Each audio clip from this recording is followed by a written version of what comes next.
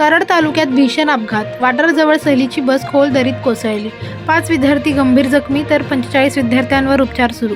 स्थानिक पोलीस व रुग्णवाहिका पथकाने वेगळीच मदतकार्य सुरू केली आहे. अपघातानंतर आमदार डॉक्टर अतुल भोसले यांनी कृष्णा हॉस्पिटलला भेट देत परिस्थितीची पाहणी केली. दगदगती मुंबई वृत्तवाहिनी.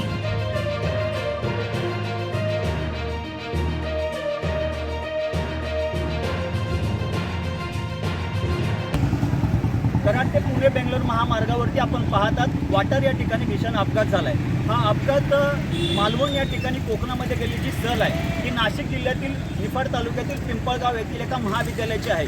महाविद्यालयाच्या या गाडीमध्ये खरं तर ही गाडी खाजगी स्वरूपाची आहे.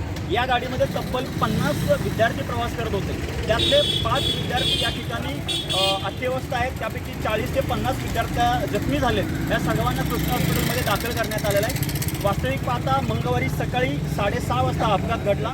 हा अपघात नेमका कशामुळे घडला किंवा का घडला याचा तपास अधिक पोलीस डिपार्टमेंट करत आहेत. यानंतर या ठिकाणी घटनास्थळावर मिळालेल्या माहितीनुसार की हा अपघात 6:30 वाजता झाला. या अपघातामध्ये तब्बल 50 विद्यार्थी जखमी आहेत. त्यापैकी 5 विद्यार्थी हे जास्ती गंभीर जखमी आहेत. त्यांना कृष्णा हॉस्पिटलमध्ये दाखल करण्यात आलं आहे आणि पुढील या ठिकाणची जी कारवाई असेल फॉरेन्सिक टीम असेल याबद्दल कारण ग्रामीण पोलीस स्टेशनच्या वतीनं अधिक तपास करण्यात येतो.